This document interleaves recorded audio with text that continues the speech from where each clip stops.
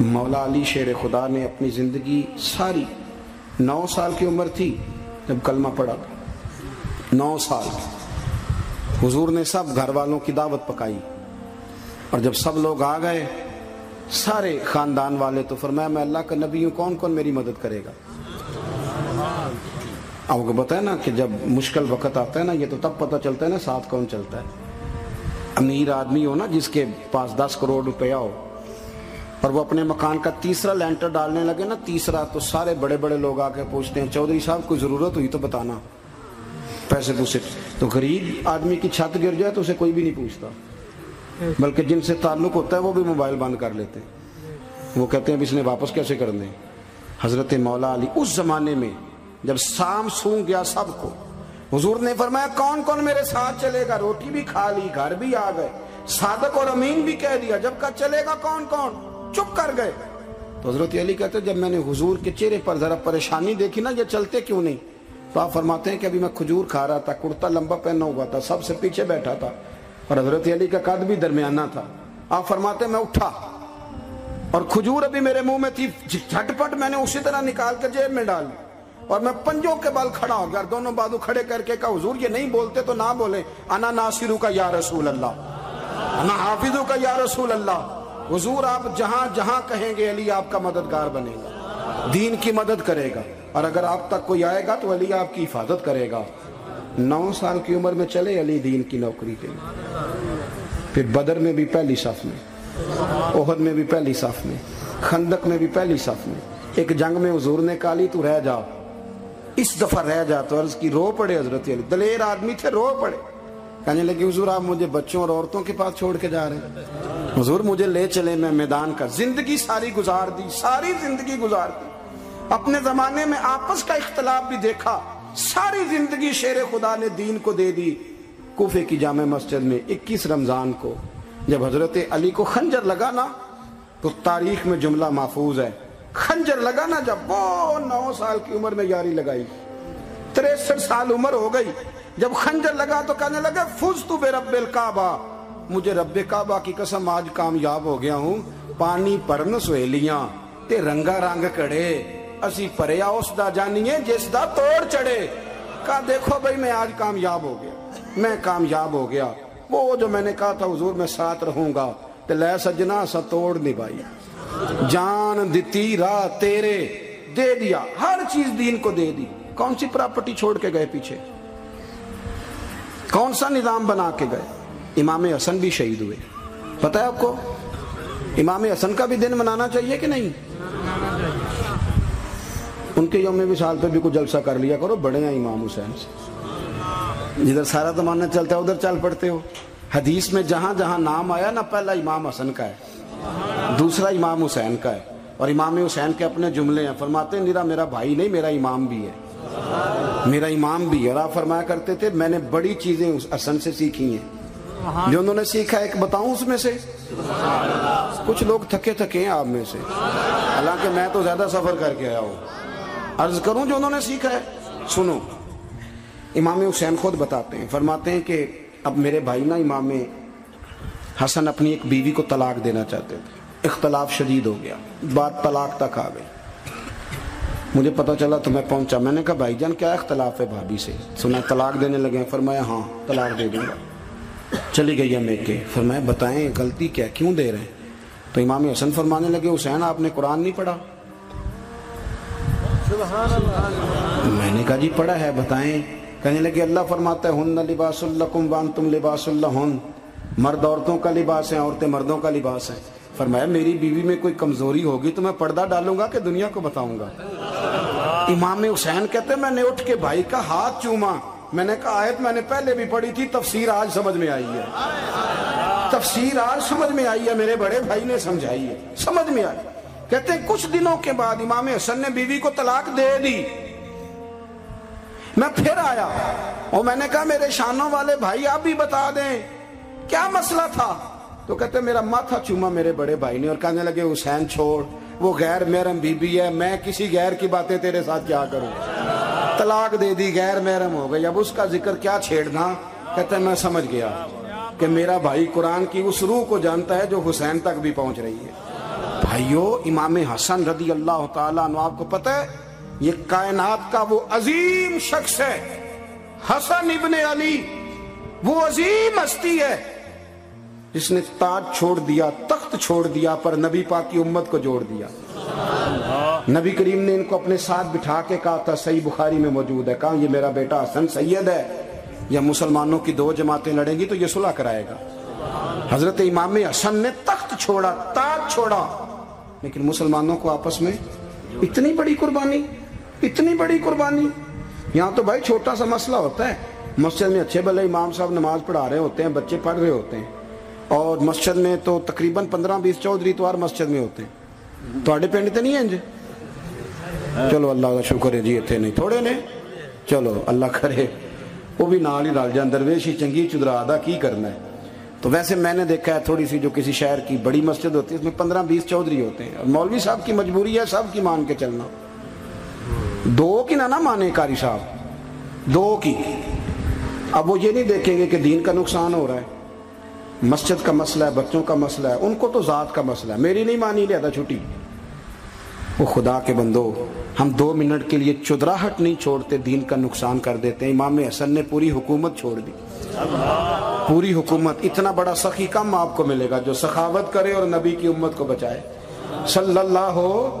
یہ بات بیان نہیں ہوتی، اکثر نہیں ہوتی، شاید پورے کربلا میں آپ نے نہ سنی ہو، الا ماشاءاللہ۔ اس کو سمجھے امام حسن۔ اور پھر مزے کی بات، امام حسن بھی شہید ہوئے، انہیں زہر دیا گیا، اور جب وہ شدید بیمار ہو گئے نا، زہر اثر کر گیا، تو امام حسین آئے، بڑے پریشان ہوئے، رو پڑے، کہنے لگے بھائی مجھے بتاؤ کس نے زہر دیا؟ تو امام حسن کہنے لگے حسین مجھے شک ہے ایک شخص پر، لیکن شک ہے بھائی، اگر صرف شک ہے تو میں کسی بے گناہ کو بدنام کیسے کر دوں، تمہیں کیسے نام بتا دوں؟ یہ نامعلوم پرچے کراتے نہیں ہم روز ہی نامعلوم پرچے، جس پہ دشمنی ہے اس کا نام لکھا دو، ختم ہو گئی بات۔ امام حسن کی تربیت دیکھو، فرمانے لگے جس پر مجھے شک ہے اس کا نام بتا دوں، تو اگر وہ نہیں تو بے گناہ کا ذکر کیسے کر دوں؟ تو امام حسین فرمانے لگے بھائی جان اگر وہی ہوا تو آپ فرمانے لگے اگر وہی ہوا نا تو حسین پھر بھی تو چھوڑ دے، میں نے رب کے سپرد کر دیا، اللہ بہترین انتقام لینے والا ہے۔ اللہ اتنا بڑا حوصلہ سیدہ کے بیٹے کا، شیر کے بیٹے کا، شیروں جیسا کلیجہ، اتنا دل دریا سمندروں ڈونگے، کون دلاں دیاں جانے۔ او بھائی تھوڑا حوصلہ کر، جتن تے ہر کوئی کھیڈے، تو ہارن کھیڈ فقیرہ، اور جتن دا مل کونڈی پیندہ ہی ہارن دا مل ہیرا۔ او کہیں بیک بھی تو ہو نا، کہیں تو درگزر بھی تو کرنا، کہ ہر جگہ چھا کے رہنا ہے، ہر جگہ چھا کے رہنا ہے۔ میرے ایک سنگی ہیں، آپ کو پتہ ہے یہ جو سٹیج پہ بیٹھنے والے لوگ ہوتے ہیں نا، یہاں تو اچھے لوگ بیٹھے ہیں، میری طرح کے جو لوگ جو سٹیج پہ بیٹھنے کا عادی ہو جاتا ہے وہ نیچے بیچارہ بیٹھ بھی نہیں سکتا، یہ مسئلہ ہو جاتا ہے۔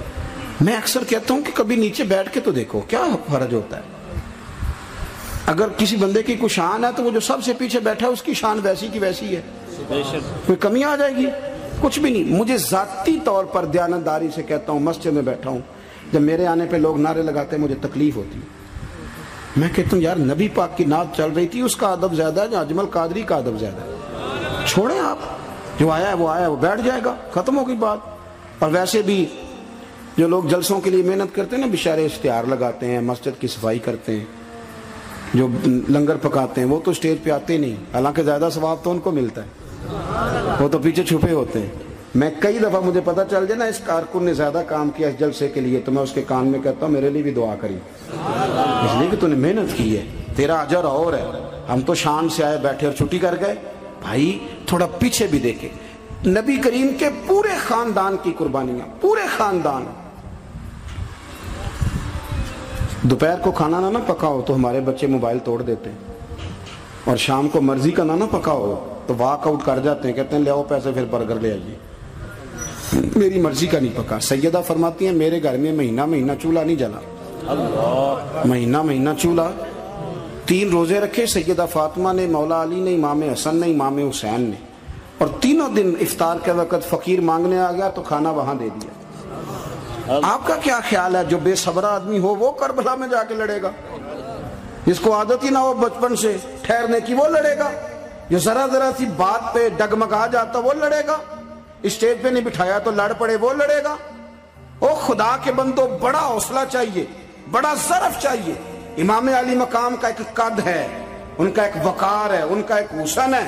امام حسین رضی اللہ تعالیٰ عنہ نے 25 حج کیے ہیں مدینے سے مکے پیدل جا کے، دونوں بھائیوں نے۔ ہر روز 10 سپارے قرآن پاک کے امام حسین پڑھتے تھے۔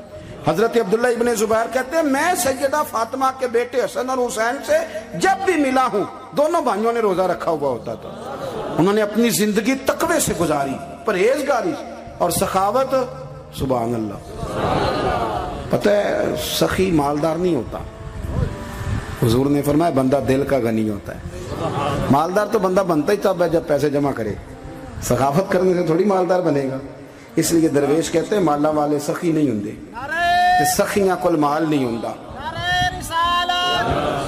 سنیں جی، سنیں، بہت بڑی سخاوت کی اپنی زندگی میں، ساری زندگی سخاوت میں گزار دی، ساری زندگی۔ امام حسن نے بھی، امام حسین نے جو آیا دے دیا، جو آیا دے دیا۔ ہزاروں دینار آتے۔ ایک دن ایک فقیر مانگنے آ گیا تو امام حسن حسین دونوں تھے، کہنے لگا میں نے سنا ہے بڑے لاجپال ہو، غریب ہو، مہربانی ہو جائے۔ فرمایا بیٹھ جاؤ، رزق آنے والا ہے۔ تھوڑی دیر گزری تو 3000 دینار آئے۔ ویسے میرے کو 3 لاکھ روپیہ ہوتے مسیطے کنے دینے چاہیے؟ میں اپنا پہ پوچھنا، تھوڑا تے پوچھیا ہی نہیں، میں مشورہ پہ لینا۔ 3 لاکھ جو میرے کو ہوتے مسیطے کنے دینے چاہیے؟ تسی ظاہر ہے ان کو دیانتداری والا مشورہ ہی دینا ہے نا، جیلی کرنا جو ہی دسنا جے نا۔ کتنا؟ 1000؟ ہاں، میں کبھی کبھی پیار سے بات سناتا ہوں۔ ایک سنگی میرے پاس آیا، کہنے لگا سب دعا کرو اللہ میں پیسے دے، میں وہ راج دیا گا۔ میں کہ یا اللہ انہوں 10 کروڑ دے، 9.5 کروڑ تیرے راج دے چھڑے گا۔ وہ بھی ہسی آئی ہے جو میں تسی ہسے ہو نا، آمین نہیں سوا کی، یا چپ کر گیا یا کوڑن لگ گیا۔ اور میں کہ کرما لیا آمین تے آگ، تینوں تے 50 لاکھ پھر بھی پیا بچدا سی، لیکن اسی دعاواں وچ بھی 9.5 کروڑ دین لی تیار، ناراض نہ ہونا، دعاواں وچ بھی تیار نہیں، مزاج ہی نہیں، طبیعت ہی نہیں۔ سیدہ فاطمہ الزہرا کے پاس 40 اونٹ کھڑے تھے۔ ایک بی بی آئی، وہ کہنے لگی اماں جی یہ جو اونٹ کھڑے ہیں یہ میرے ہیں، اب بتائیں میں اللہ کے رستے میں دوں تو کتنے دوں؟ سیدہ فاطمہ کہنے لگی 1 بکری دے دے۔ تو کہنے لگی حضور اگر آپ کے پاس 40 ہوتے تو آپ کتنے دیتی؟ سیدہ فرمانے لگی میں سارے کے سارے دے دیتی۔ تیرے لیے مسئلہ اور ہے، میرے لیے فتویٰ اور ہے، سارے دے دے۔ 3000 دینار آئے امام حسن اور حسین کے پاس۔ فقیر بیٹھا ہے، فقیر کہتا ہے میرے دل میں خیال تھا کہ 5-10 دے دیں تو میری موت بن جائے گی، پر مجھے نہیں پتا تھا کہ اتنے سخی گھرانے کے پاس آیا ہوں۔ 5-10 دے دیں تو موت بن گئی۔ کہتے امام حسن نے 3000 دینار میری ہتھیلی پہ رکھے اور میرا ماتھا چوم کے کہنے لگے یار میرا تو خیال تھا کہ تیرے انتظار پر تجھے کچھ ملے گا، پر یہ رکھ لے، مجھے پتا ہوتا کہ تجھے اتنا ملنا ہے تو میں تجھے انتظار نہ کراتا۔ جلدی خود بھیک دے، خود ہی کہے منگتے کا بھلا ہو۔